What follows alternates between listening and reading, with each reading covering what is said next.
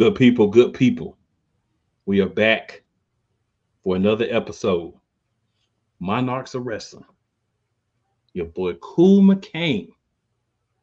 And I'm joined as always by my other half of the monarchy. Your boy, the Playmaker. Playmaker, what up? How y'all doing?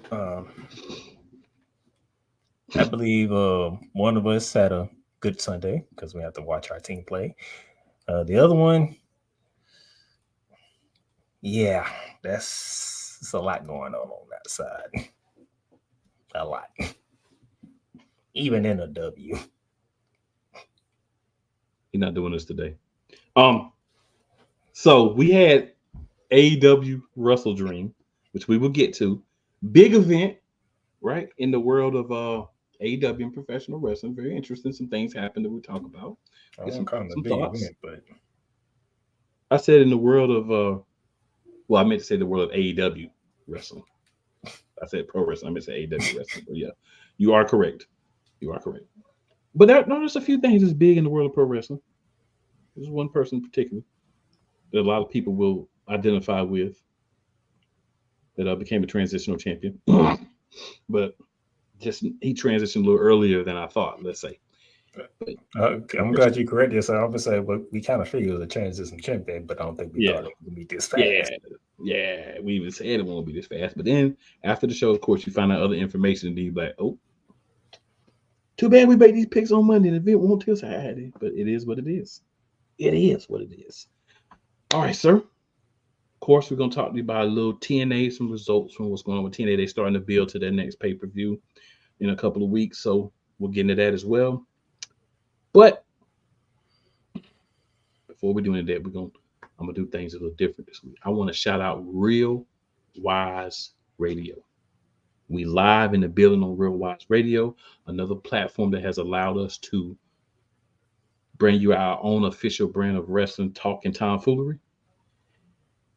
And shout out 502 Angel Radio, where you can hear us. If you are hearing us on those platforms, I make my play I make every week. Please go to YouTube, type in @Real Play Callers. Hit that like, that share, and that subscribe button for your boys, right? So that way we can make sure that this wonderful product is spreading out and more people can hear about it, more people can get on, give us their thoughts, and more people can hear this brand of tomfoolery that we bring to wrestling. So, Playmaker. Oh, and by the way, those of you who've been asking me about the Playmaker's bar side of it, be patient. It will come when it's time. Be patient. So right now, we gonna rock with the Real Play Colors until the right time.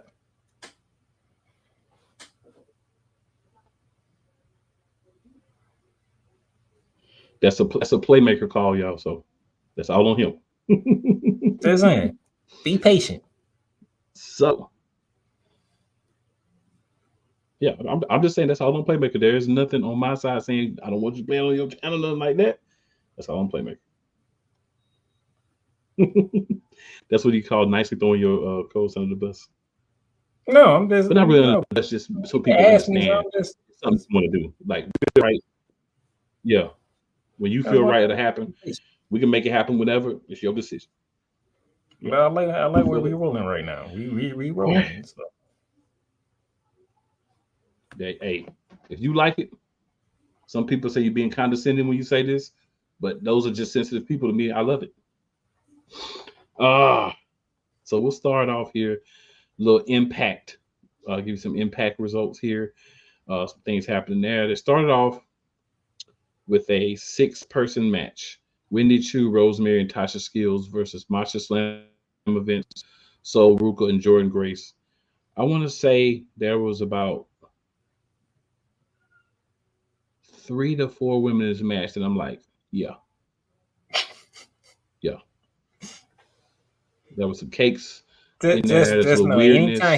Anytime Cool brings up a wrestling match, you're gonna hear cakes. That's letting you know. Anytime a women's match comes up, you're gonna hear cakes. If there are cakes involved, man, I must acknowledge the cakes. I just want people to understand that may be me. All right, so All right, knockouts. The match. Of course, Jordan Grace, Masha Slamovich, and Sol Ruka won. Now, I would just say this: if you're watching, make sure you're paying attention to Sol Ruka, Jordan Grace, and Tasha Steelz. Okay, depending on what type of women you're into, Masha Slamovich, Rosemary Wendy Chu might appeal to you as well.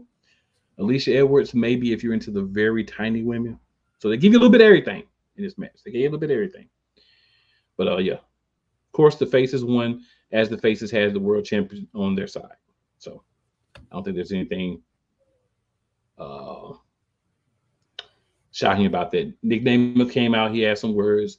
Joe Hendry came out just to kind of say, hey,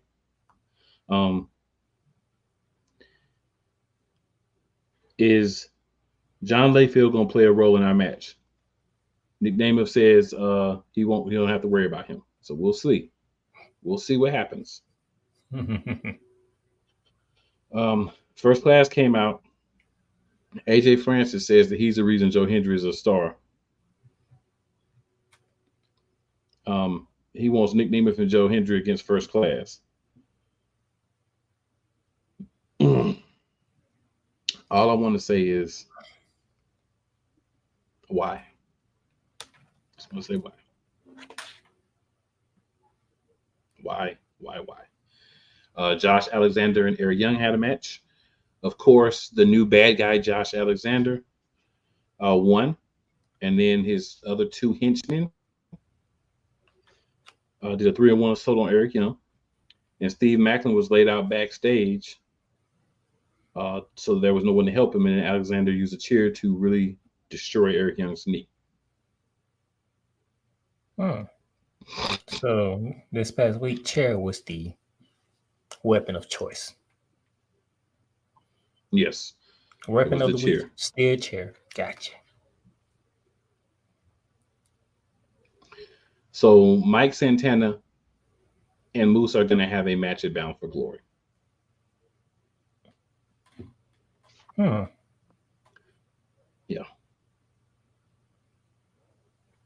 Interesting. Then we had a match. We had the Hardys versus ABC. It ended in a no contest.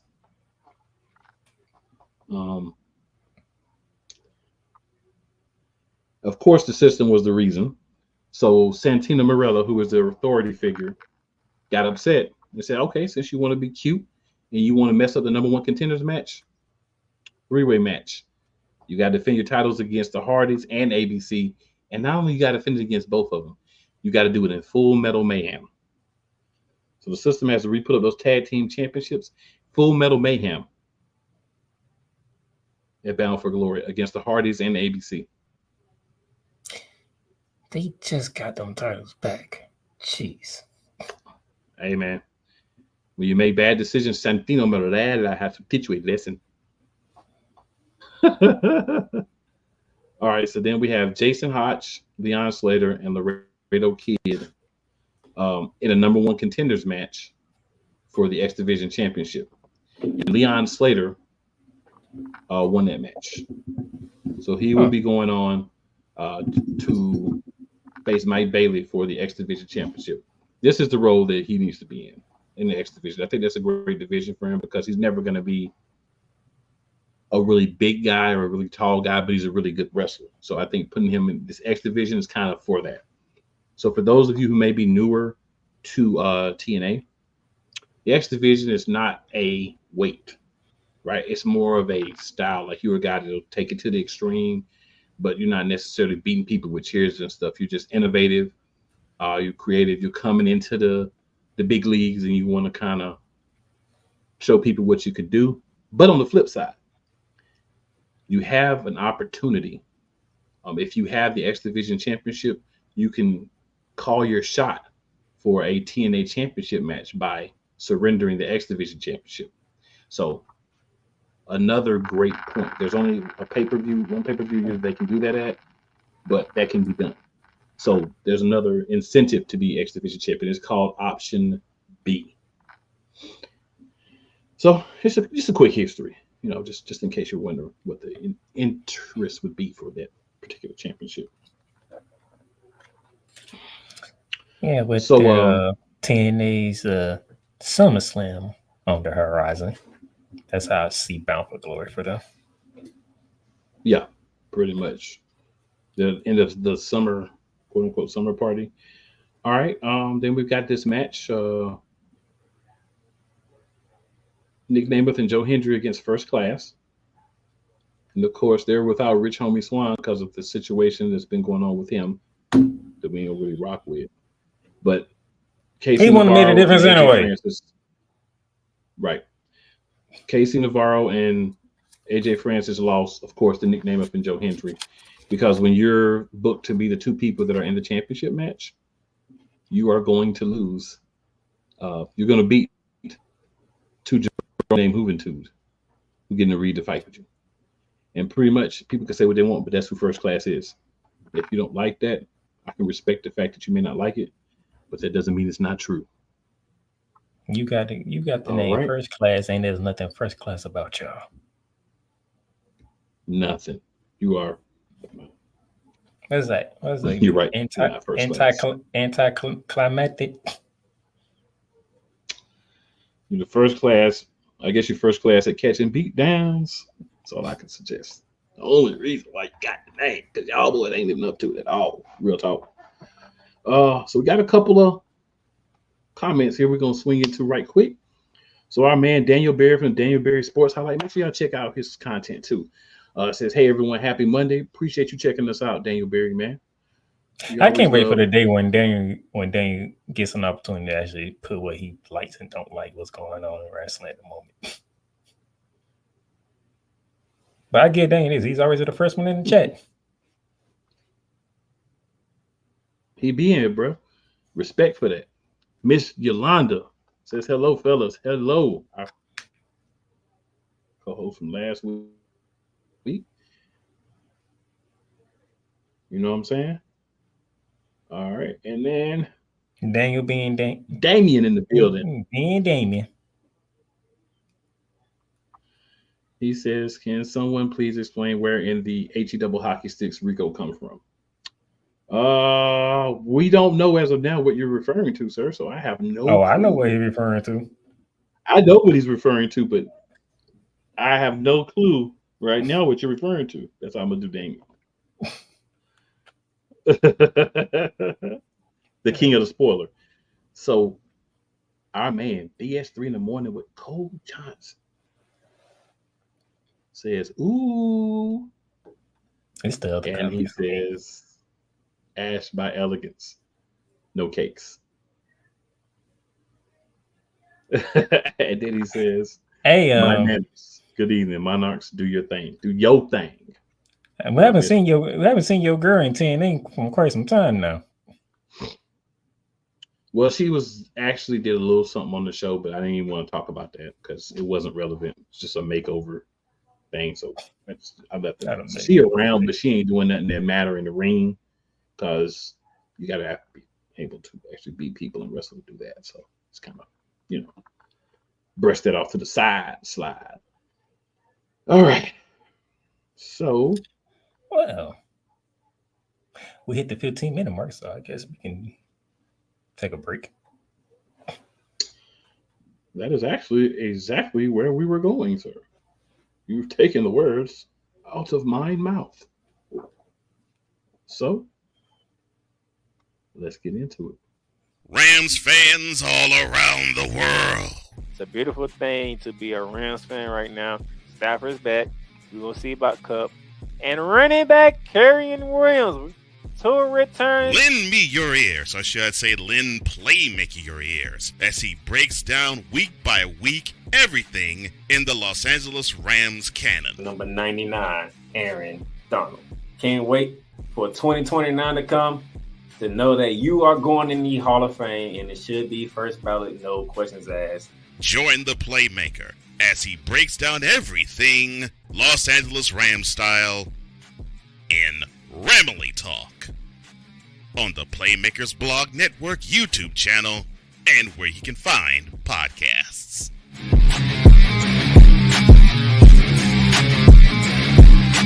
Oh, yes. The tradition, the pageantry, the spectacle, the history, the slut. Wait. I gotta rep my brother's stuff right. All my DMV soldiers, stand up! And welcome to the Commander's Gridiron Report. You want your commanders to be repped right? Well, D. Willie is your man. Commander's Gridiron Report. Every Tuesday at 11:05 a.m. Eastern, 10:05 a.m. Central on the Sertoba Media YouTube channel. Music by J. Cool.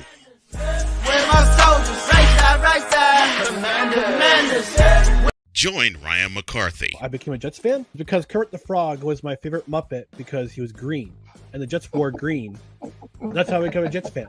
And Dustin Henry. ESPN is cashing all in on let's pay a few personalities and we'll just kind of fill in the gaps. As they walk you through all of the world of sports from their perspective. The Albany Empire, it's a literal circus. No credentials required. Where, Ryan, say the tag. Where you don't need a press pass to talk sports. Live every Tuesday at 8 p.m. Eastern, 7 p.m. Central on YouTube and where you can find podcasts. Hey, Eagles fan. Join my man Cool McCain and a host of others as they break down every single game, every single week in an objective manner, and also from a fan's perspective as well. Remember, this cast feels just like you. Nobody likes you. And you don't care. Fly, Eagles, fly. Eagles Elite Podcast. Every Wednesday at 8:30 p.m. Eastern on YouTube and other podcast outlets.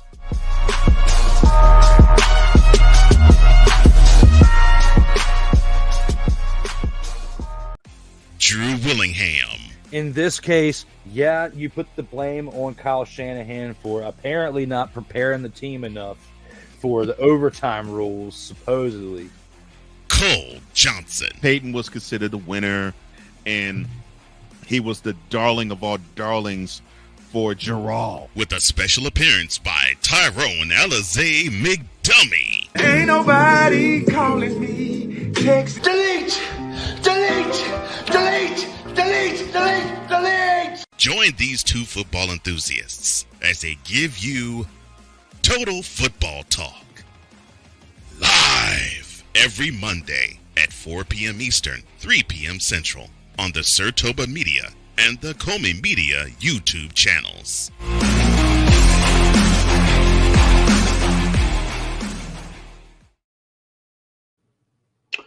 All right, good people. We back in the building. Talking a little AEW now. Before we get started, happy belated Yes, birthday. Sir. Happy belated birthday, Jerry Jones. And y'all call me petty. It was the man's birthday yesterday. What you want me to do? Not acknowledge Y'all it? call me petty. Y'all call me petty. I'm not acknowledging the man's birthday was yesterday. What you want me This to man do? is calling out Jerry Jones. I Day said after his happy birthday, the belated wrestling birthday. show. On the wrestling show. And we know what happened to Jerry Jones and his team. I have no control over that, sir. Okay. So Cole says, I believe in Joe Hendry. Hopefully TNA does a Bound for Glory.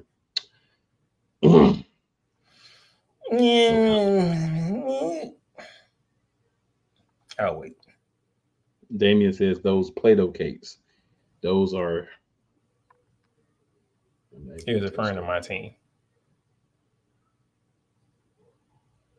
Cole says Ed Damien Hernandez. No, he wasn't referring to your team. Play-Doh cakes. He was referring to Ash by Elegance and her lack of cakesuality. She looking a little bit like unleavened bread back there. Nah, you want to talk about petty? Hey, that's right. Happy birthday, Gerald. 82 years old, and the worst butt whooping his team took in 35 years he owned them, which is a fitting birthday present for, as our morning shift head shifter would say, Gerald. deserved. And I will say there's a lot of fans of that team that are a little bit upset, but hey, I'm not just saying pleased, happy but I'm not birthday to the upset. man. I'm just saying happy birthday, Sam. That's all. I hear you. So we're gonna go ahead and swing into WrestleDream here.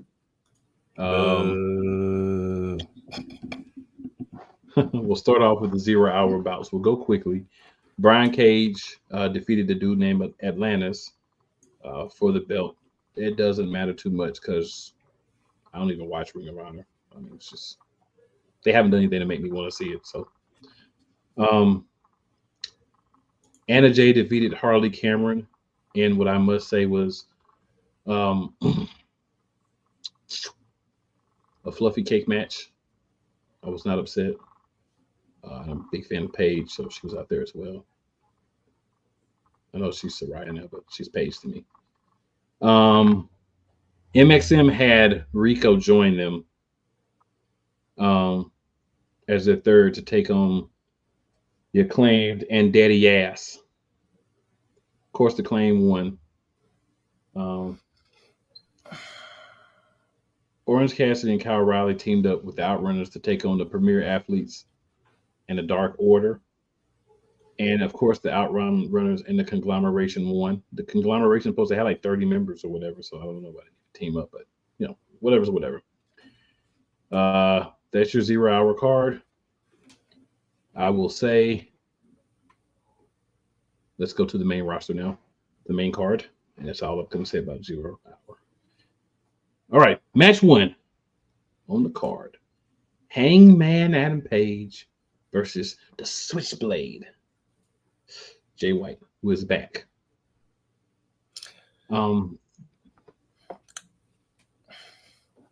Looks like you have something to say, sir. Do you have something you'd like to say, sir?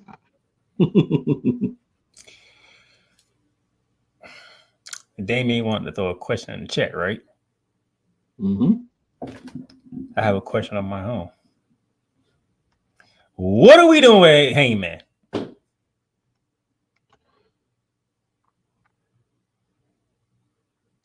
If I knew, I would help you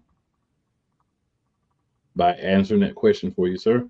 But I don't know, so I can't really help you. So let me get this right.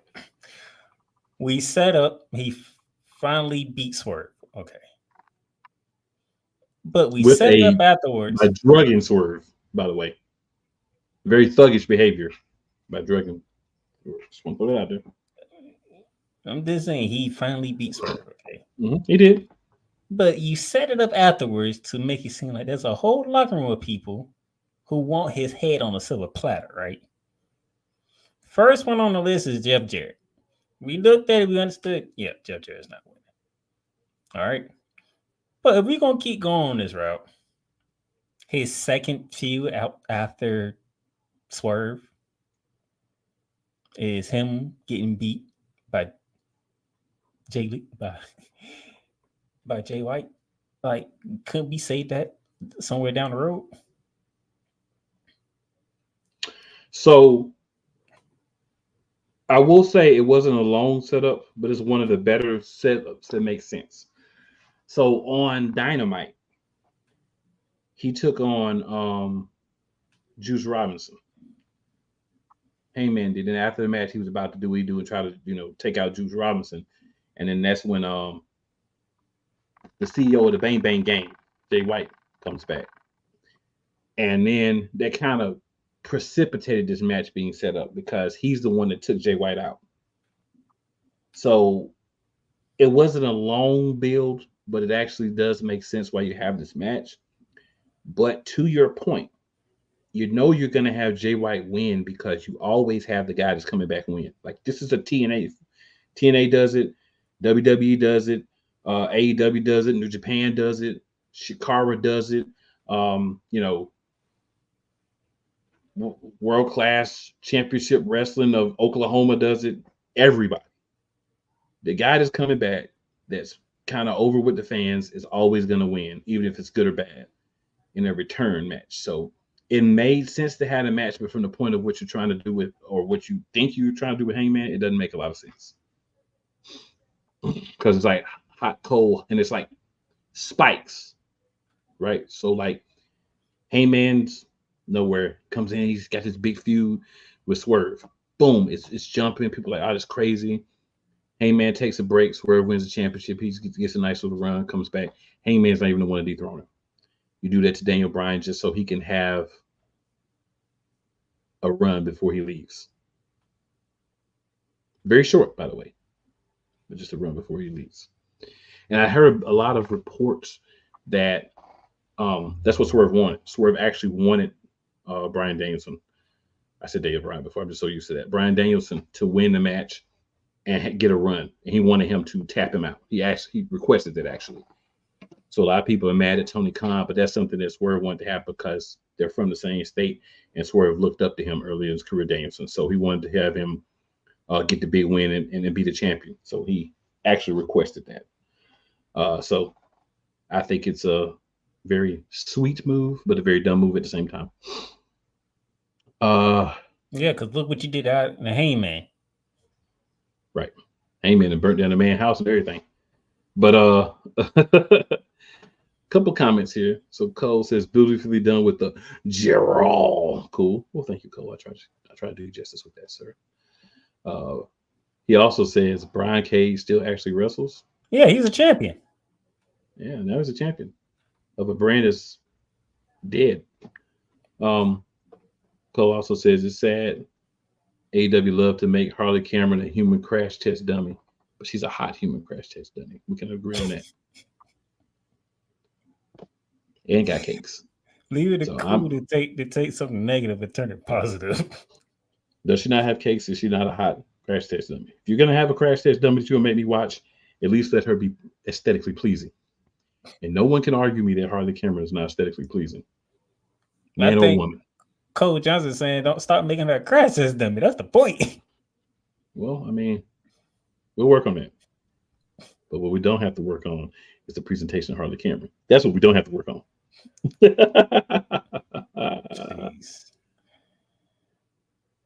Cole also says AW is handing Hangman checks. They don't have a plan for Adam Page.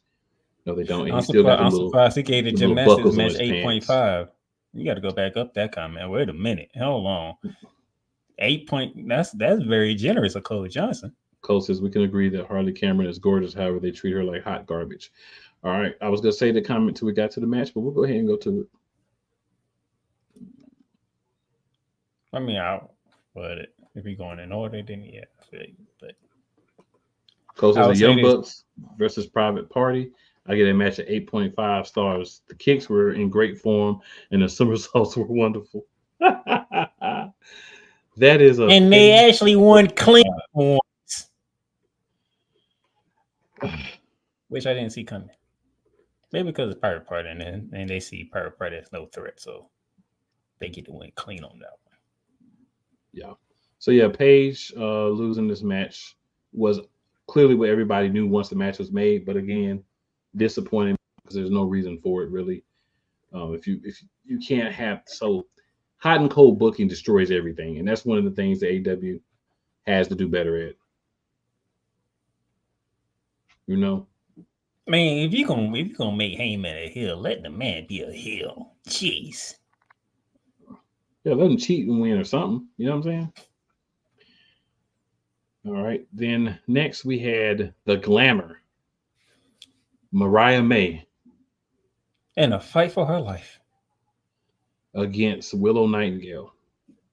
So another cake versus mega cake match. She was in a fight for her life. Yes, she won the match, but let's just say she didn't look like the winner. So eloquently put it, she didn't feel like the winner after the match, laying in the ring with the belt. Oof. And Mariah May is a lot bigger and muscular than you would think. Oh yeah, I think other people were saying that. Like, wait a minute, we probably didn't understand the fullness of Mariah May until this match. Amazon, and not only is she an Amazon, she's a powerful one. And you can say what you want about Mariah May. I would love to see her in a tag team with Harley Cameron. Just gonna say that. We'll leave it there. You can say that, but I think Nigel McGuinness is on commentary putting all our business out there into the world because he's actually embracing it. That Joker is in infatuation, fearful infatuation. If I'm her with Mariah May, I would want a restraining order almost against Nigel. He was wilding out. Jeez, okay. Nigel, calm it down, sir. A little bit. We understand, but got to calm it down. All right, so our next match, Jack Perry, Jungle Boy Jack Perry, the scapegoat Jack Perry versus Katsuyori Shibata. The only thing from this match, and when I say match, I mean the action inside the ring, from bell to bell, is the fact that dude was no selling his butt off. I mean, Jack Perry, I'm gonna be honest with you, I don't mind you cheating on that one. Because that right. I don't mind the cheating on that one. I'm gonna be honest. Man, what I gotta do to put this man down? Jeez. Yeah. Now after this match, we had Daniel Garcia come out. Then we had MJF. The first of two returns. Yeah. And then the second of two returns. Perry hit Garcia with the title and he walked away. So MJF decided he was going to beat on Daniel Garcia. And then, it's all about the boom. Adam Cole, baby. Adam Cole returns. Chased MJF up the ramp. And then he helped Garcia up and they shook hands. So the undisputed. None of that makes any sense. So the undisputed kingdom is now seems to be Roderick Strong and his two cronies, which is fine with me because they'll fade into obscurity. So remember before when I was like, why are they making MJF a heel? This is stupid, blah, blah, blah. I didn't know how long it was going to take for Adam Cole to come back, so I didn't include him in that argument. But he's one of the things I was talking about. Because at the time of the injury, Adam Cole was the heel and MJF was the good guy. Right? Because Adam Cole turned on MJF. So in order for that story to really have a true ending, those roles had to stay the same. Once MJF went back to being heel, Adam Cole has to come back as face. And that, sir, is what we talk about with AEW. I mean, wonderful matches, poor storytelling. I understand Daniel Garcia and MJF because they basically try to kill each other. MJF started it. Those of you who don't know what's going on, MJF started it. Daniel Garcia got payback, and MJF's back to get payback for the payback. Mm-hmm. Instead, they threw Adam Cole in there. It's just like, yep. And honestly, there is no reason for Adam Cole to be there because he's the one that turned on MJF. So the only way they can really try to play, right? So the only way they can really try to play this off is saying, "Oh, I knew he was gonna do this and blah blah blah, whatever." Right? Yeah. For those of you who are asking why Adam Cole's a babyface, I'm gonna give you one. This is not AEW's fault. This won't be WWE's fault. It won't be it won't be no company's fault. Why somebody like Adam Cole can come back and be a babyface? It's simple. When you're gone for as long as Adam Cole has been gone, the fans miss that person. So when they come back, guess what? Everybody has joy. That person is back, so we can watch him do what he does. Adam Cole, baby. For example, The Rock. Everybody's thrilled. Cody Rhodes, Roman Reigns run, right? That's what we wanted. You beat Bloodline 2.0. You stayed him off from beating up on Cody Rhodes. It's a feel-good moment, right? Cool? Feel-good moment. Right. Rock music hit. The roof blows off in Atlanta. Why? He's been gone since WrestleMania. Or the night after WrestleMania. when you're gone for a certain period of time, don't matter if you're supposed to be heel or babyface, people are happy to see you. So Tony Khan, you don't get blamed for me on that one. Because I understand.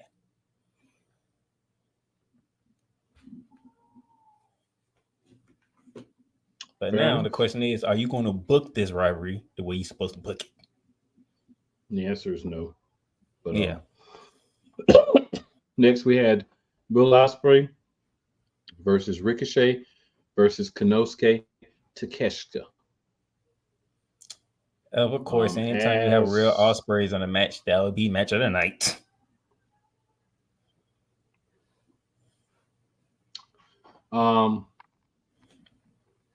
If you haven't watched this match, you got to watch this. A whole bunch of things happen. But Ospreay was about to take out Don Callis later in the match. He got hit with a screwdriver. Then Takeshita hit a running knee and got the pin to become a new champion. Then Kyle Fletcher hits Will Ospreay with a Tiger Driver to show that he's fully now turned on his friend.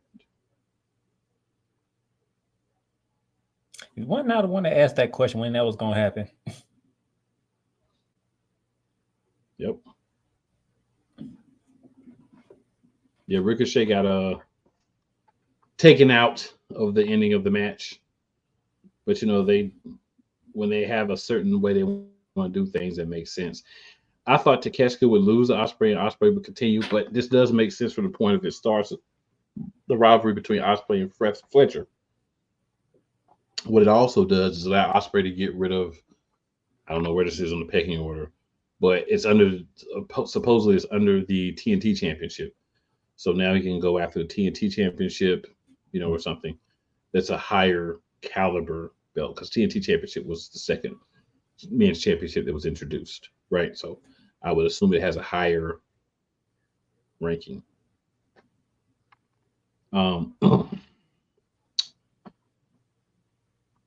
Great match. Just go watch it. Yeah, it gave me what I didn't expect to happen at that time. But anytime where Ospreay's in the match, is always match of the night.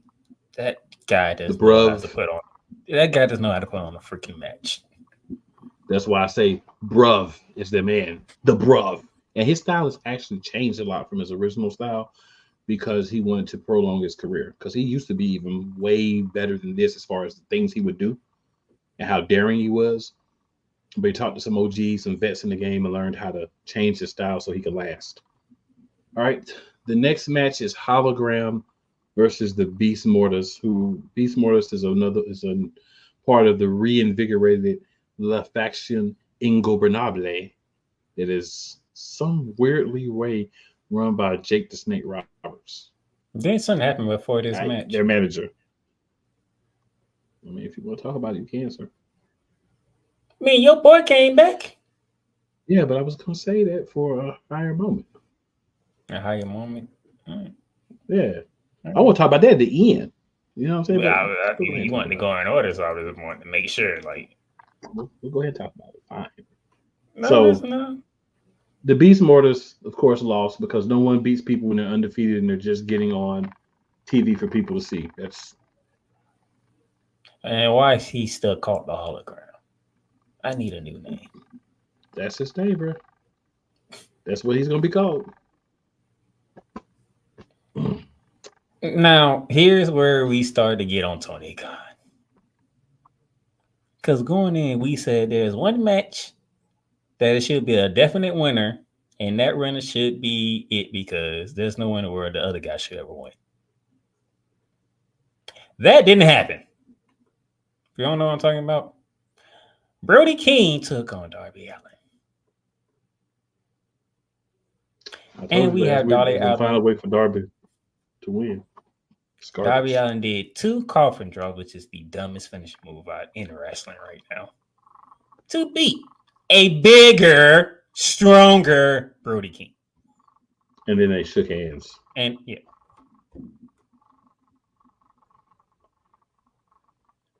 All right, then we had Young Bucks versus Private Party. Actually, was not a bad match. It wasn't. But And the Young Bucks a won lot of clean, people like I said backstage, earlier. a lot of people backstage in the company wanted the Private Party to beat the Young Bucks. All I'm gonna say is the Young Bucks won cleanly, and Clean. They actually can win a match clean. the Avalanche cutter that they did look good. And what a heartfelt moment. Zay was crying after the match. Yep, and he kicked out of the EVP trigger, which a lot of people don't do. All right, we're gonna talk about Mark Briscoe and Chris Jericho. Then we're gonna talk about my boy Swerve after this. All right, so Mark Briscoe. They literally gave people a sliver of doubt that Chris Jericho was going to win that darn title. I give him that. I give you that, Tony Khan. You made people believe that Chris Jericho actually had a chance to win that title. Good gracious. Yeah. Mark Briscoe won with the J Driller, which was his brother's move. It was a good match, but too many other big things happened. Now, we're going to go back a little bit in time on the show. We're going to rewind to right before Hologram got his win.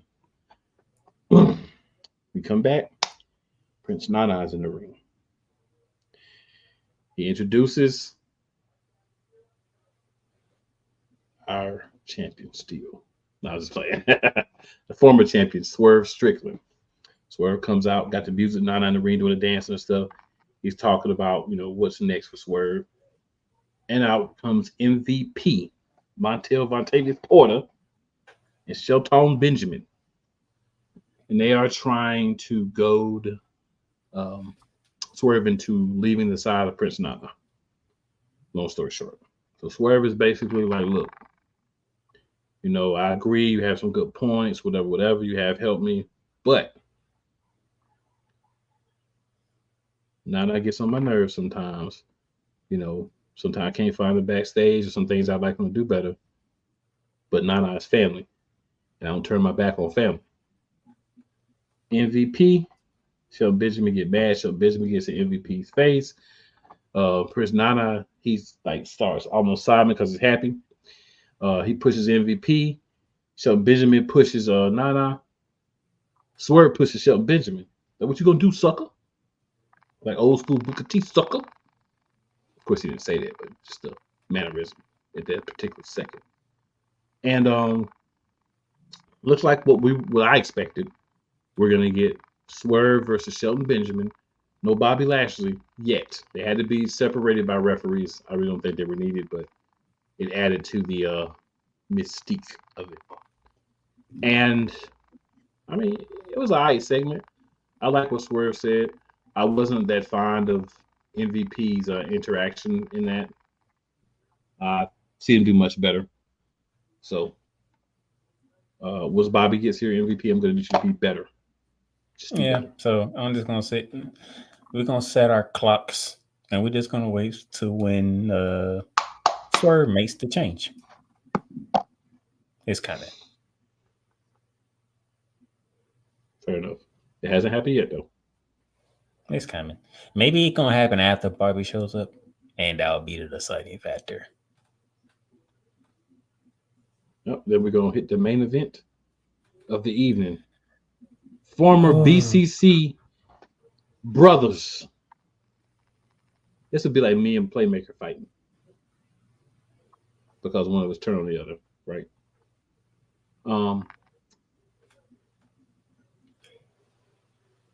Match was good. Go ahead. Match was good.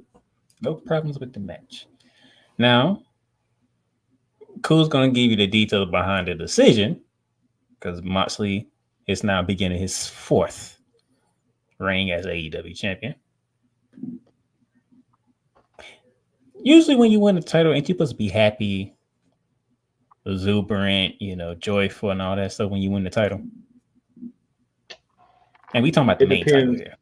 Yeah, most of the time, yeah, you are. We didn't get that from John Moxley.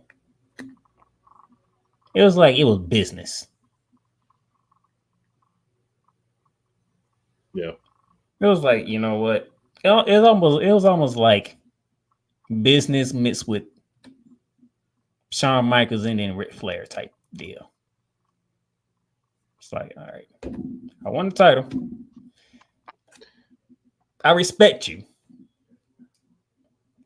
but I got business to take care of. That's what it felt like. And just to let everybody get an idea of what happened. Great match, great back and forth. At the end, Moxley was basically like, "Don't make me do this to you." Danielson was like, basically whatever. So he got pile driver and he got put in a chokehold. And then basically he passed out. You pass out in a submission move, you lose. So Moxley was declared the winner, won a championship. We knew Moxley would win after we kind of heard Bryan Danielson was having some problems and some injuries were catching up to him, and he really wasn't going to be able to compete long throughout the week. So I'm like, great. We had a show. We made the picks. Then we started finding out more information. But it is what it is. Willie Uter and Darby Allin came out to save Bryan Danielson after the match. Oh, so we thought. So everybody but me thought. Yuta turned on Darby Allin and took him out. Then Yuta suffocated Danielson with a plastic bag. Darby Allin got duct taped to the rope, so he had to wash Claudio crush Danielson's neck in a chair. So basically kind of give him a concerto type thing. And then more people came and Moxley and his crew left. So. And a lot of people with sad looks on their faces. I think someone was sharing tears. Yep. Excalibur was crying. Daniel Bryan's in-ring career is done. And he went out in that fashion. Yeah, the way he went out was a little bit surprised, but hey, Yuta turned like I figured he would at some point. He's part of the Trios Champions. I think we both knew that. It's like either he's dropping the belt or when is he turning? It's one or the other. They just actually did both together. But you had to because it was the last night, so you kind of had to. Whether Willie Uter really wanted to or not, once Bryan Danielson was gone, like he really have a choice but to get with your peoples. So, WrestleDream, big event for AEW. A lot of shakeup. We'll see where things go from here. I do believe that we're going to see some interesting things happen with AEW if they can do the storylines right. But I always have to kind of, because we have to question what the storyline is going to look like. So we'll hit the comments here about AEW. Then we're going to go on to where y'all know we're going to next. So trying to get all the way back because, as always, our good people, y'all be supporting and commenting. So I love it. All right. Cole says, I deduct stars for the Young Bucks retaining. Then he has 3 rolling laughing emojis. They won clean, man. They ain't cheat. They won clean. Yeah. I need to be like the United States coach. I need to throw the review in now. They won clean. Cole also says the angle from the end of this match until they cut to the next match was horribly done. It's AEW. Yeah. He says all of a sudden the man with the Kitty Disney villain song is an over baby face and a snap of a finger. Go, baby.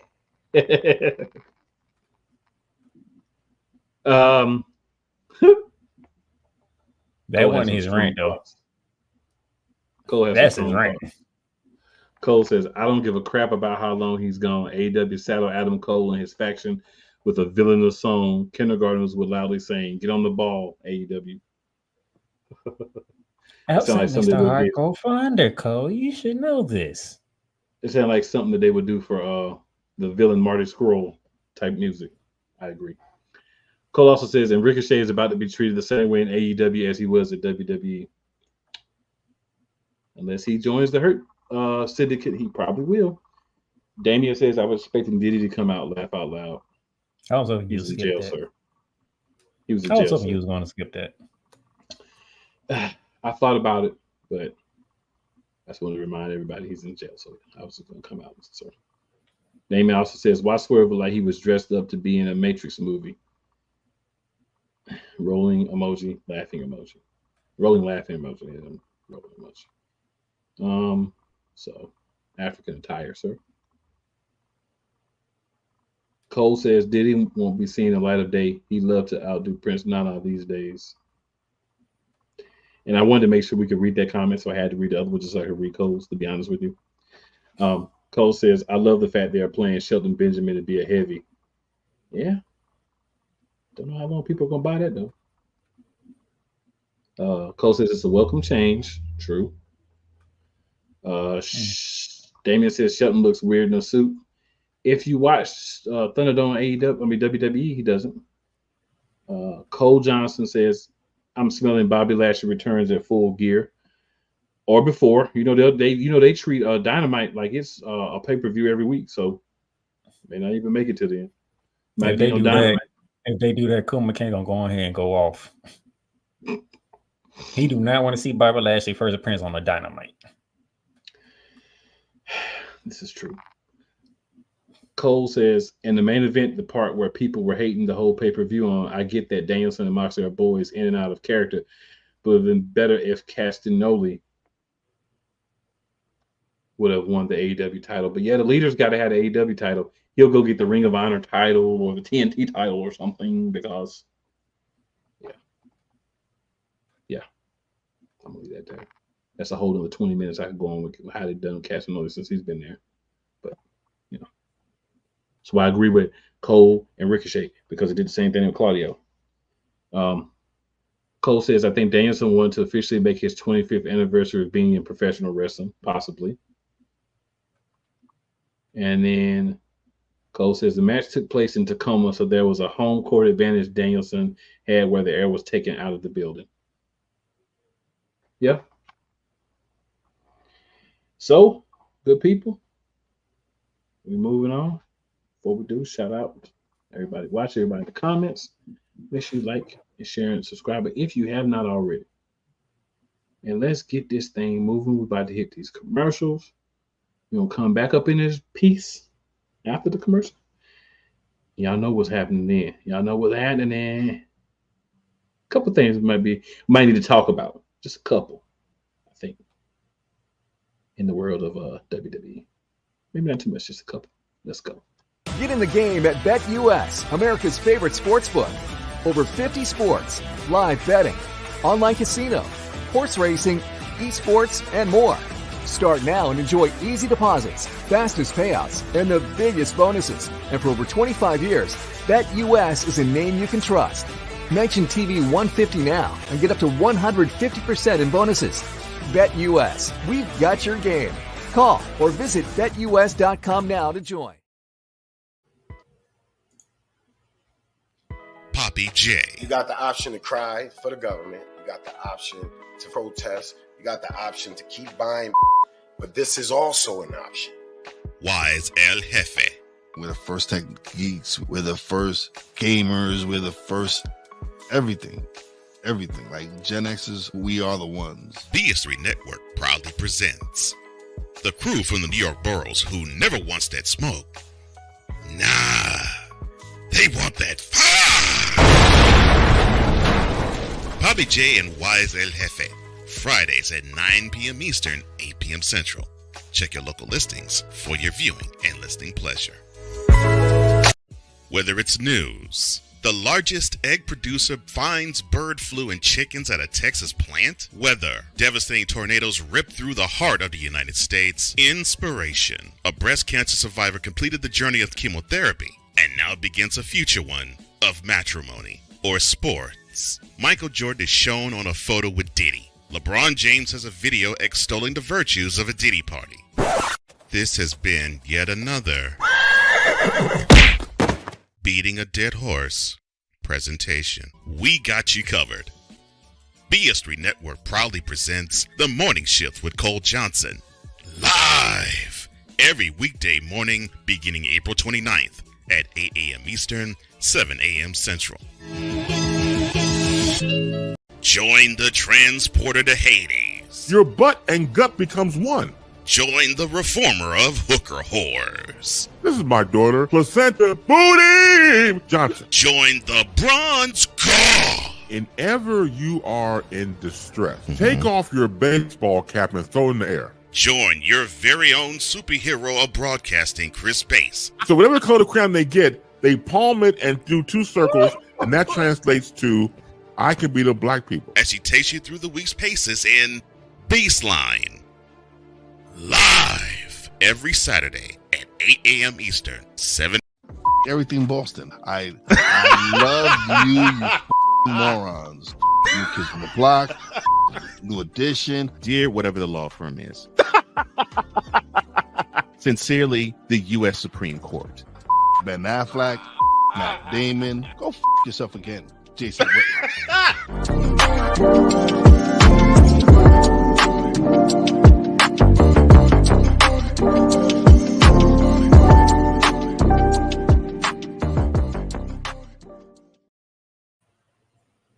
All right, good people. It's that time. WWE. I'm gonna say one thing though before Playmaker goes. That's one thing. Raw is back to 2 hours starting this past week. Why was the 2-hour Raw better than the 2-hour SmackDown being since before Roman Reigns was the champion anymore? How did they fit so much good stuff in? All those commercial breaks y'all was complaining about in the chats and in my different groups. That's why. Because they did more, but they did smaller commercial breaks so that way they could have more action. They could break things up more. So why you want to complain about it? It actually made for a better show because you got a lot more on it 2 hours of Raw than you get on 2 hours of SmackDown every week, including this past week. Playmaker, I just wanted to get that out. All you, sir. I think that's just the beginning of the stuff I think you have to get off your chest today. Number one. We opened the show. First of all, let me be very correct when I say this. We opened the show in St. Louis, Missouri with Sexy Red on Raw.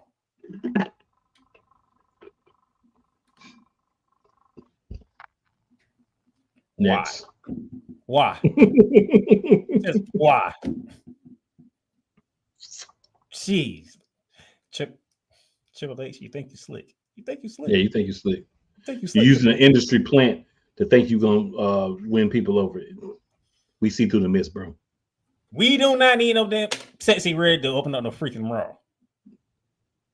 Okay, I don't care if it is in her hometown of St. Louis. She could have been on. She could stay on NXT, sir. She was scheduled for NXT anyway. We didn't know she was supposed to be on Raw. Nah, she didn't need to be. No disrespect, but she didn't need to be. And that's coming from a guy who has a pleasure of looking at Sexy Red on his TV screen. That tells you how he felt. Yes, sir. Now, the perfect way to open up a show, we got to hear from the victorious winner from the Hell in the Cell match, CM Punk. Walking gingerly, bandaged up arm, band-aid on the forehead. I think he had a couple of band-aids on the cheek, you know. The typical thing that you need to see when you're inside Hell in a Cell. Mm-hmm. So he made a trip to St. Louis to see the good people of St. Louis because he felt it was the right thing to do. Went into his monologue.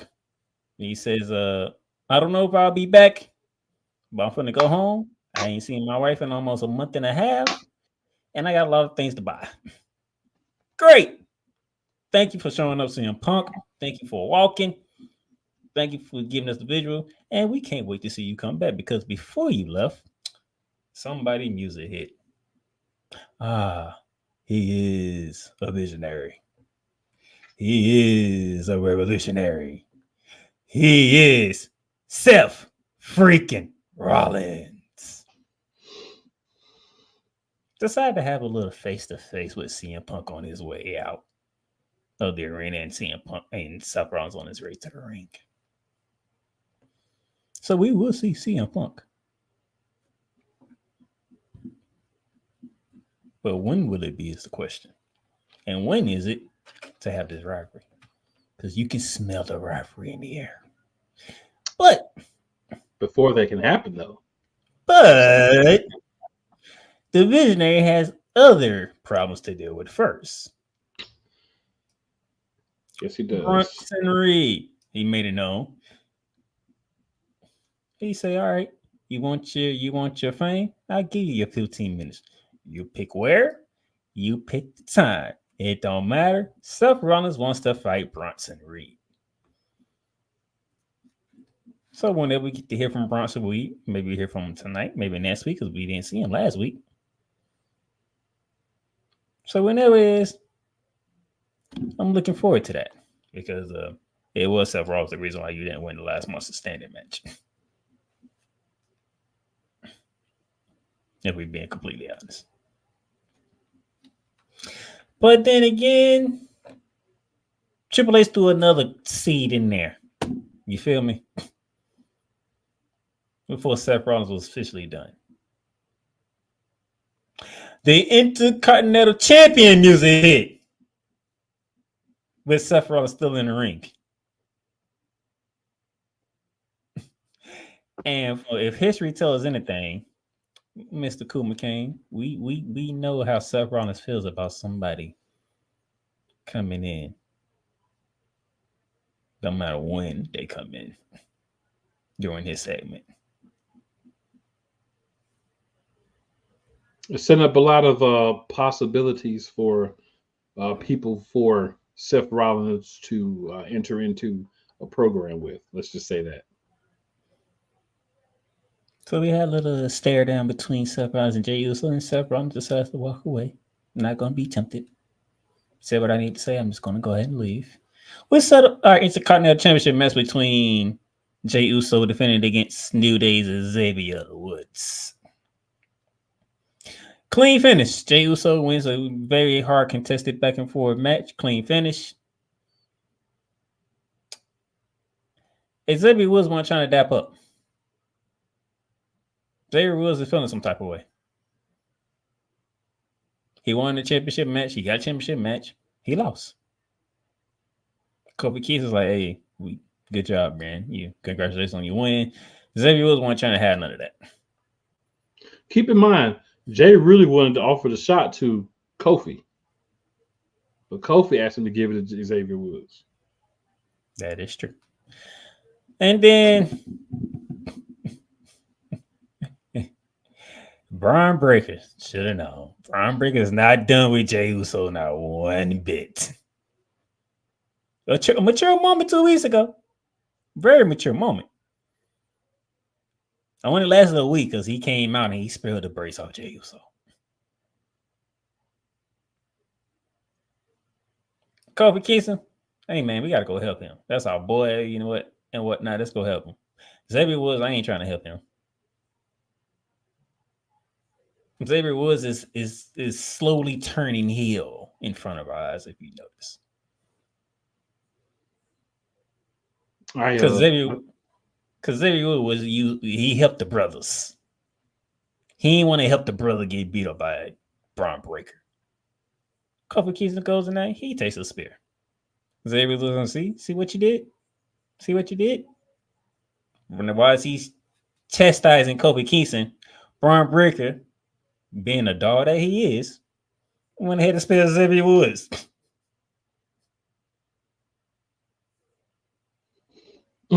I like the descent into madness, I'm going to call it, for Xavier Woods. I like that they're doing something with him because for a long time, no one has cared about Xavier Woods. I'm just going to be as frank as I can be. The biggest pop he's gotten as a wrestler has been when he won King of the Ring. But I think it would be a good thing for him to do the heel thing. I think he needs to join a faction or make up a faction, though. I don't see him being successful on his own. But there's enough guys that they're not doing anything with. They could make a misfit type faction with guys that are just fed up. So we'll see. Just fed up, just done. Yes.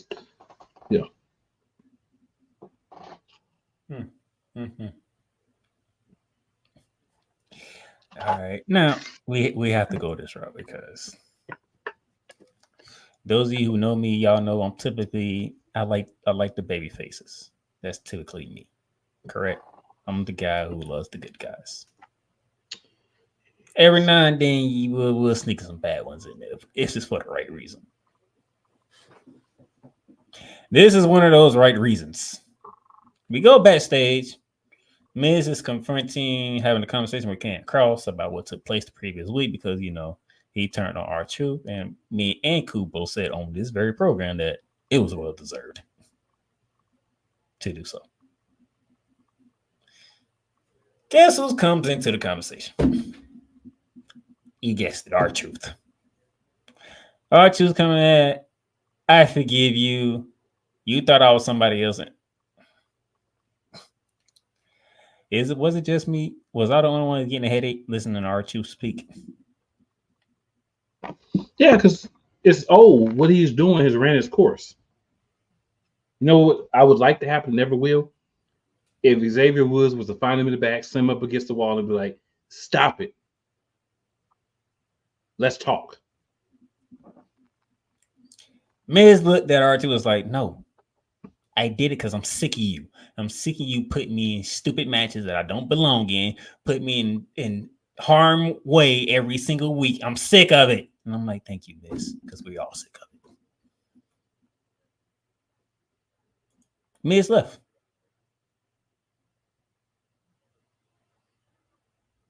Like, yeah, I'm going to need you to stop. It was funny for a while. It's not funny no more. It's just not. So, can we do something else with R-Truth, please?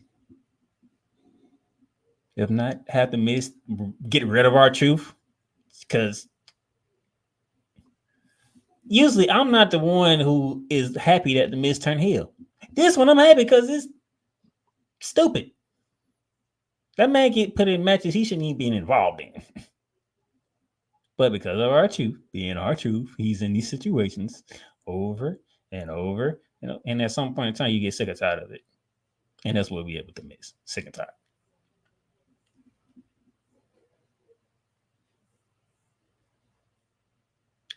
We did have a good old-fashioned Donnybrook match between Sheamus and Pete Dunne.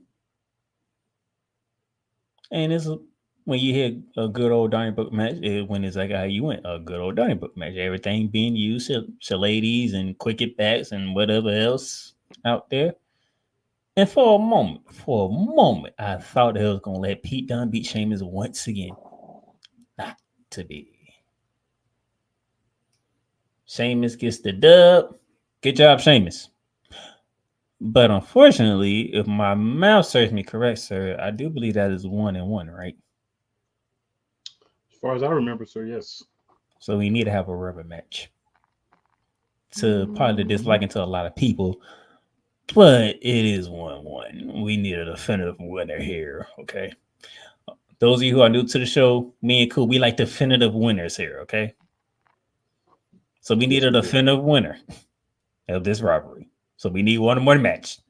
And we don't care what kind of match it is. We just need a match to finally end this, okay? Now, I'm going to throw this to my co-host because tell me why we needed to have a 10-woman match. There is no reason, sir. There is why no did reason. it happen? I get it. When you can look at Kaden Carter, Katana Chance, and Zelina Vega, and Lada Valkyria, Natalia, and you got the PFCs, and you got the Unholy Union. I get it. So the PFCs are nothing anybody wants to look at. Let's just put that out there. Okay, nobody wants to look at the PFC. Well, correction. No men want to look at the PFCs. But there are people who may want to look at the PFCs. So I recant my previous statement. Carry on, sir. I get it. Nothing wrong with looking at the women. But we did not need no 10 women tag match.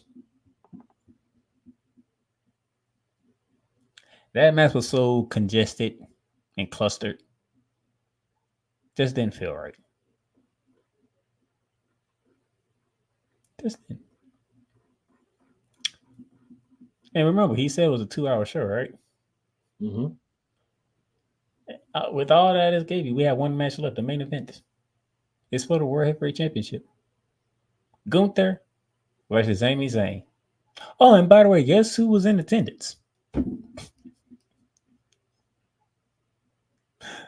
The Universal Champion, Cody Rhodes. It was in attendance at Raw. Now, why he was in attendance, you say? Because he's a SmackDown superstar? Because Triple H gave this bright idea that the main 2 champions on the men's side and the main 2 champions on the women's side needs to face each other at Crown Jewel to be crowned the champion of champions. Which still to this day, none of us even like. Which was still begging the question what y'all doing at Survivor Series outside of War Games. Outside of War Games. I'm truly over it. Okay. Anyway, winner of this match becomes world champion and then is on the track to face Cody Rhodes at Crown Jewel. Well, lightning strike twice with Sami Zayn. Ray Barrett says no. Joe Justice is looking forward to strike because he wasn't there when Sami Zayn beat Gunther at WrestleMania.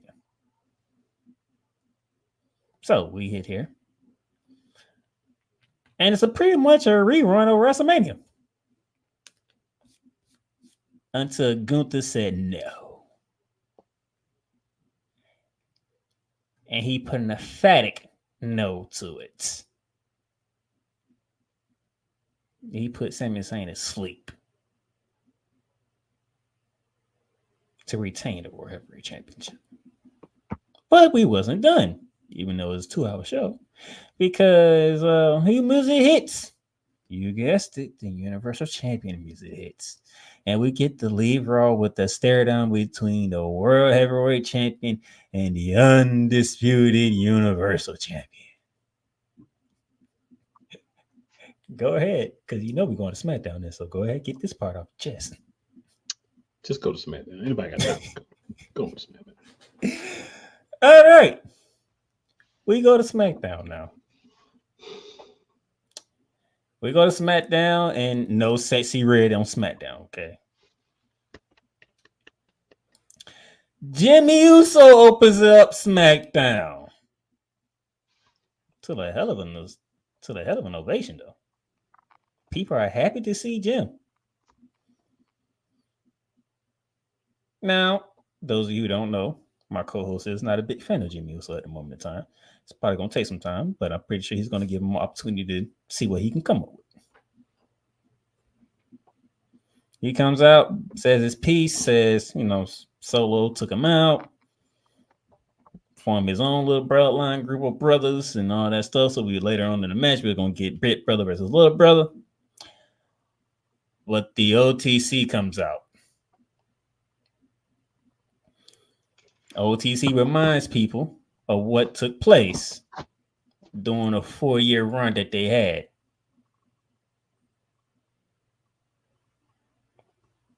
They was dominant. They won championship. They had money. They had it all. Jimmy, and I think this is the starting point for where my co-host would like what Jimmy to do. Jimmy was the one who tried to put some realization into the OTC. When Roman Reigns said, "We are the ones," Jim was like, "But we're not." Crowd chanting, "Yes, you are. Yes, you are." He was like, "How?" I see a chief with no tribe, no all follow around your neck. There's no titles around our waist. We need help. Fans chant, "Yeet, yeet, yeet, yeet." Roman Reigns, no yeet. Jimmy's like, "You don't have to like it or not. We need help." And walked away. The beginning of SmackDown, sir.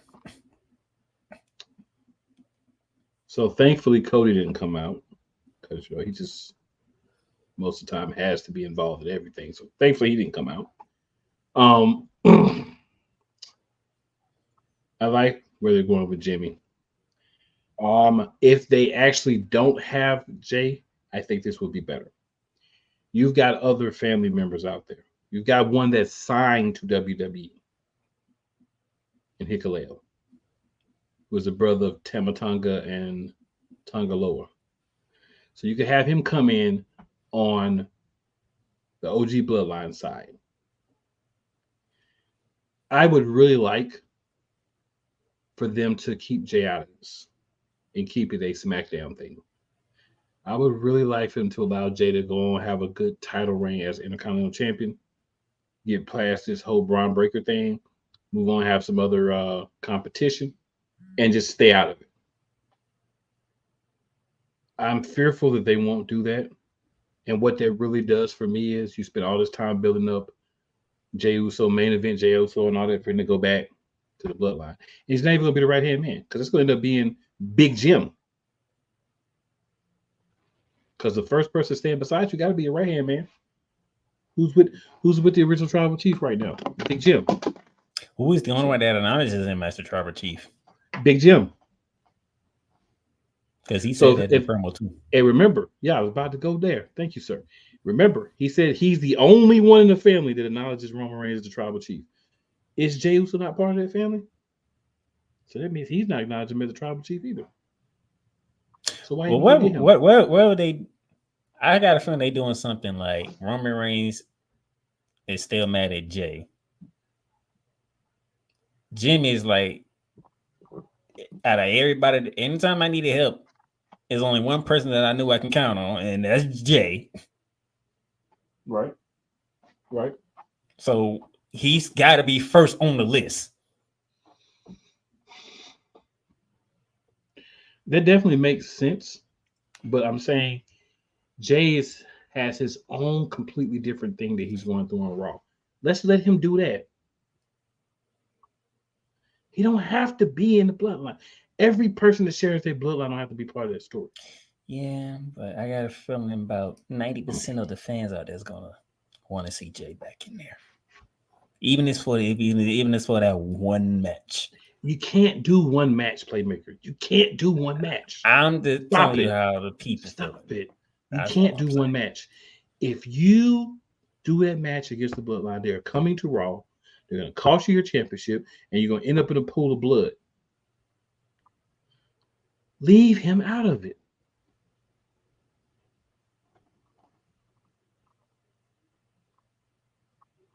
My thoughts. That's your thoughts. I'm just saying there might be a lot of people out there that's going to disagree with you. That's all I'm saying. I ain't saying I don't understand stories. They don't understand stories. What was the whole point? So the whole point of the bloodline was to build everybody up, right? The whole point of bloodline was to make people stars, make Solo a bigger deal, make the people he's brought in a bigger deal than him. Jacob Fatu is going to be the hands down the star of this whole thing when it's over. Big Jim, Roman, and a couple more family members. That's, hey, you know what? We don't acknowledge Solo as our Tribal Chief. You are our Tribal Chief. Now, my question is, how long is this rivalry going to go? Does it supposed to end at Survivor Series? If it's supposed to end at Survivor Series, then just stop it now and just do an AEW. If that's all you're going to do with it, just do an AEW. Just have everybody go do something else. This needs to go on for a long time. We have to figure out what The Rock's role in this is, and this needs to go on for a long time. I think The Rock either is going to start his own group or he's with Solo. That's why I'm asking, because if it doesn't end at Survivor Series, then I'm with you. How Jimmy, Roman found somebody else, they lose to the Bloodline 2.0, and it's like, then it's like, okay, we might need Jay down the road here. Let's see if you go down the road when he's had 5 or 6 months with the Intercontinental Championship. He's had some impressive wins, and now it's like, all right, we got somebody else we're gonna push. I'm cool with that, but he just got the belt. Come on, y'all. Just got the belt. Let the man enjoy the belt outside of all this other stuff. Let him be the main event star that you want him to be. because everybody wanted him. Everybody yeeting, buying T-shirts, wanted him to be a star as a single competitor. Then you want to push him back into the bloodline. This doesn't make him the same guy. What? I think I got the perfect way to do it. Roman Reigns, the tribal chief, right? Roman Reigns is handpicking his people, and he don't want to do nothing with Jay, right? Jimmy's going through it because he said, "I'm with you. I'm with you. All right, whatever you want to do, I'm with you. All right." They go through this battle, and it's just not working. And this has been months, and it's not working. It's not working. Paul Heyman comes back. Paul Heyman says, "Let me help you out, my tribal chief." Then he goes to Raw and talks to Jay. After months of failing, Roman Reigns finally puts that ego to the side for a bit. That would suffice. Okay. I don't like it, but it would suffice. I feel like you gotta. There should be unblurred lines between the shows, unless there's something happening that has people on another show. There should be unblurred lines. I see that, but we're talking family here, so I believe family should. But you got more family. It's not like you don't have other family that you can get. That's why that's the whole point of the bloodline. Thing and it's not working. Right, but what I'm saying, that's the whole point of bloodline. You got more family. You're supposed to be trying to help uplift everyone in your family. You can't help Jay get no further. Him coming back to the bloodline is a step back in every way for him. So bring in other guys. And if they book it the way that it doesn't work, because it's going to get to some point, Jay's coming back. That's all I'm saying. But yeah, they're probably going to do it now. It shouldn't, is what I'm saying.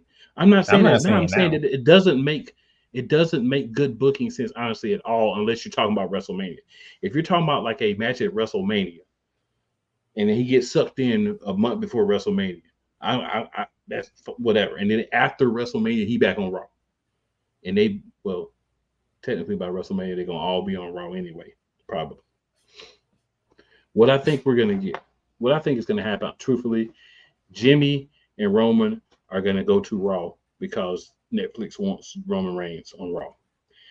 So once he gets back to Raw, Netflix want everybody on Raw. They want Roman or Cody. No, they have told. I'm telling you, from what I read, they won't air. They trying to make that first Raw show almost like pay-per-view like. Right, but what I'm saying is consistently, as the top person, they want either Roman or Cody. And I think they've actually leaned more toward Roman now with him coming back and the new music and everything. I think he's a better long-term draw than Cody. Because what have we heard from Cody since he finished the story? My friend turned on me because I gave him a shot and he lost. And then I went and fought with the guy who harassed us all for 3 years. And I don't understand why he's mad at me. Like, come on, man. Also, it's Kevin Owens. He always turn on friends. So everybody deserved it except for Kofi. Kevin Owens' words, not mine. Exactly. Which he lied because he ended up turning on Cody. And he said he wasn't going to do it again. So actually, Kevin Owens lied. Don't care what the reason is, but you lied. I'm shocked that Kevin Owens lied. Nope. Okay. I'm just throwing that out there. I'm just making sure people understand. Speaking of which, we're finna get some more cakeage on the SmackDown version. Kevin Owens, who was he suspended, or was he just told not to show up? He was told not to show up. He's probably suspended now after what he did on SmackDown. He shows up, grab the mic. I'm sorry, but I need to get this off my chest. And before he get off his chest, Cody Rhodes comes walking out, taking off his nice little jacket suit, ready to throw hands, ready to know it comes out. Hey, I got this. Nope, don't do it. I got it. He goes in the ring, tries to calm down Kevin Owens. Now, I know Michael Cole and Corey Graves are trying their best to make it seem like Kevin Owens didn't know who was behind. He knew exactly who was behind him. He elbowed Randy Orton and punched him in the mouth. Rightfully deserved, by the way. What you amboing me for? Man, he trying to play peacemaker. And speaking of which, there was backstage, Randy Orton ironically, being Peacemaker, tell Cody Rhodes, get on your bus, get out of here. You got other things to worry about. I'll take care of this. I'll talk to Kevin Owens. Well, guess what? There was no talking. It was Kevin Owens stumping away on Randy Orton, talking about you want to pick sides. And quite frankly, Randy Orton ain't even picking no sides. So now Kevin Owens turned on 2 of his friends. And not just 1. So Kevin Owens like. So now we're going to have a major feud with Kevin Owens. That, to your liking, keeps Cody Rhodes out of the bloodline story. So we think. Then again, you're right. So we think. As my co-host disappeared. Now, the match that was supposed to happen before Kevin Owens interrupted was the women's tag team championship match with the power case of Bianca Belair and Jade Cargill defending against NXT's Last Legend and Jakari Park and Jakari Jackson. Oh, I would remind you. Cole loves Miss Parker. I love Miss Jackson. Cool, just love everybody with cakes. You're muted. This match. Thank you, Triple H, and whoever else allowed this match to happen. Thank you. Flash Legend. Miss Park. And the Thunder Cake Twins. It's Miss Jackson, not Miss Parker. Get it right. I mean, excuse me, Miss Jackson. I'm sorry, Miss Jackson. I'm sorry, Miss Jackson. I'm so for real. I was thinking Miss Parker because when you gonna let me Miss Parker? But Miss Jackson. Couldn't ask for a better match. And it was actually a good match too. So when you can combine major cakeage on this level and a good match, I'm gonna have to go Jacob Fatu. I love my Tribal Chief. I do have one problem. I have one problem. Of course you do. So Chelsea Green was dumped in a dumpster a full week ago, right? A full week, a full 7 days, right? Why is we still acting like this woman still smells like dumpster? I guess they're saying it was so disgusting in the dumpster that the smell has not left her pores yet. That is so stupid. It's hog washing now. Don't get me wrong. I'm with you. I'm just saying that's my guess. Like you were saying about this whole Jey Uso foolishness they about to do. That's what I'm saying. It doesn't make sense, but that's what they about to do. Knowing the type of woman Chelsea Green is, that woman took 10 baths. I was telling you, that's the only thing I was joking about. Oh, I know. Trust me, I know. I'm just saying, but like, we know we know who Chelsea Green is. That woman took about 10 baths. Okay, there's no way in the world that I can understand you doing that at Bad Blood because it was pretty much the night after. I can understand you doing that, but a full 7 days later, we still gonna act like, come on now, rude. Don't play with our intelligence. Rude. I dig it. Don't play with our intelligence. Let's be for real. That's my only issue. That was my only issue. As long as it went with the match. No, it went with the match. It was the fact that the reason why I bought it because Chelsea Green and Piper Niven was out there during that match. I feel you. I'm just saying. As long as it wasn't with the 4 cakes, the 4 corners of cakes, we good. No, it's only like when they try to play with my intelligence. The Meta Chicks. And the Thunder Twins, the Thunder Cake Twins. Just don't try to insult my intelligence. Like, come on. Oh, so they do that a lot. They do that a lot. We can see through that, okay? We can see through a lot of it, but I feel you. But they do that a lot. All right. Didn't LA Knight have a U.S. title defense? He did. Against Carmelo Hayes. He did. And Carmelo Hayes came up short. He did. And Andrade drew his attention. He did. What did Andrade say to him after the match? What did he say? Put the fries in the bag. Oh yeah, he did. I was trying to remember exactly what it was. Yeah, a little reverse psychology of what Carmelo Hayes did to Andrade. Oh man. And this match is tied at 3-3. And thank you to Nick Aldis. We're gonna get our 7th and final match between these two. And then we're gonna get one of the same two guys who've already fought LA Knight fighting them again and losing again. Oh, we just could just get a triple threat match. Possibly. Just Either throwing way. that out there. Either way. I'm just throwing that out there. So, yeah, good to see LA Knight just defending the title left and right and beating people. It's good to see. Very good to see. And then we get to the main event. Big Bruh versus Little Bruh.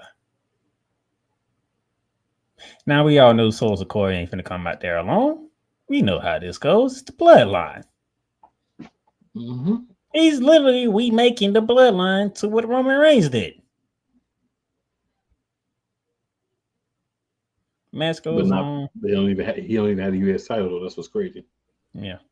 Match goes on. Chief, you ain't even Universal. You ain't even not Universal. You ain't even United States champion. Match goes on.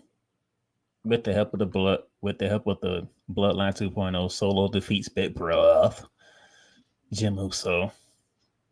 It's 4-1. Of course, Roman Reigns is gonna come out. They do their thing, and I'm just gonna say, OTC. Now you're getting to understand of what it was like when you was running the show for 4 years. Now, we'll say this. There's one important thing that we didn't talk about earlier. I have to throw it. I know we get to the end here. One important thing I have to throw in. So Roman Reigns said, I'm not a wise man. I'm not this. I'm not that. I'm not the planner. I'm not the strategist. So what that means is for them to be successful, they need their wise man. Their wise man is going to return with Hikuleo. I brought that up. I don't think you heard me. He's got to. I don't think I didn't. I missed it, but yeah. You missed it because you still caught up when Jay been getting involved. Him or it could be Zilla as well. That's all I'm saying. Is after months of Roman making the decision, trying to do stuff that's not working, Paul Heyman returns. Yeah, because he's gonna probably try to get like Cody and Sami Zayn or something. Sami Zayn is completely free for whatever. Because that's what happened to him over. And after the beatdown, Jimmy looks at Roman, tells him, "We need help." So the question is, how long is it going to take for Roman Reigns to let his ego down to get some help? That's the main question. Don't do it, Roman. He's saying don't do it because he knows when he does it, there's certain superstars going to be the first one on the list. Let Paul Heyman do it. That's my hope. That was my whole point. That's what I was saying. After months of trying, Paul Heyman comes back, and Paul Heyman is the one that goes to Raw and talks to Jay. But I don't want him to go talk to Jay. I heard that. I don't want him to go talk to Jay. I heard that. I don't want to go talk to Jay. I believe there's no way around it. There's a simple way around it. Win without it. That's not happening. Why not? You've got. I don't see them booking it that way. You got the OTC. He can't. Yeah, the OTC just got beat up 4-2. He can't get 2 more of his family members and train them up real quick. He did it with Solo. With some outside help, in a way, but shoot, Solo they got another brother that's wrestling. I'm gonna put it like this: he may be physically out of the bloodline, but the bloodline's not out of him. That's all I'm gonna put it. I hear what you're saying, and it's stupid. But it doesn't mean they won't do it, but it's stupid. That's all I'm saying. The whole purpose was to create stars. You created a star. You're not going to make him shine any brighter by coming back. So it's stupid. Jim needs to come back because Jim was the laughing stock of Bloodline 1.0. The laughing stock. The bottom tier. The rug. I'm gonna say this: if there's no way they can bring Sammy back if they don't bring Jay back, because it won't make no sense. Well, not true, because Sammy's not doing anything. Sammy just got beat down. He's not doing anything, but guess what? If it weren't for Jay, Sammy stopped wanting to win up because between him and right. But now that he's already been part of the bloodline, you don't need Jay to bring him back. You don't need Jay. Go to him and say, you know what? You used to be an honorary Oos. We're gonna make you an Oos.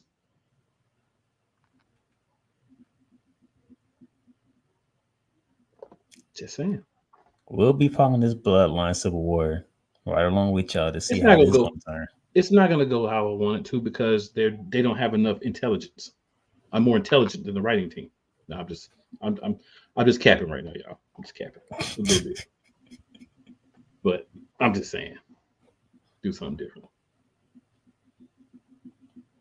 There's nothing evolve. Well, it gets to a point where the original versus the new is what people like seeing. Roman is original. Jimmy is original. Sammy is original. Solo is original. He's not going to be there. Jay is original. He didn't have to be there. It's like the Four Horsemen. You get 3 of them, and you add somebody new. Bam. We'll see what happens. I mean, I know what's going to happen, but it's stupid. All right. We're 12 minutes into Raw and 8 minutes above our time limit. So, let's get up out of here. It's all Playmaker fault. No, it's not. You ain't putting that one on me. All Playmaker's fault. You ain't putting that one on me.